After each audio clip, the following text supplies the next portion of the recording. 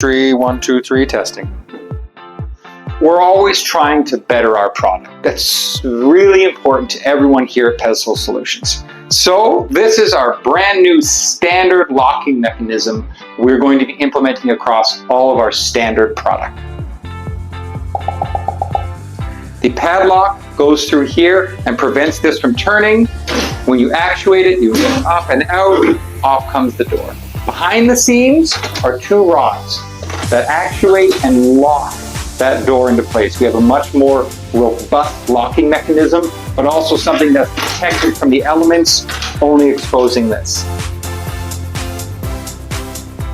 And we've brought back from popular demand our 5-sided pentabolt, which has the outer ring for protection. A special socket is needed to be able to release that, as well as a big keeper with a large diameter hole in it for a big shackle and oversized padlock. On any of our standard units, you can upgrade to this door locking mechanism depending on the value of what's inside there, how safe it is, how much power is it moving. But remembering always now, as a standard lock, this will be what we're implementing. Thanks, guys.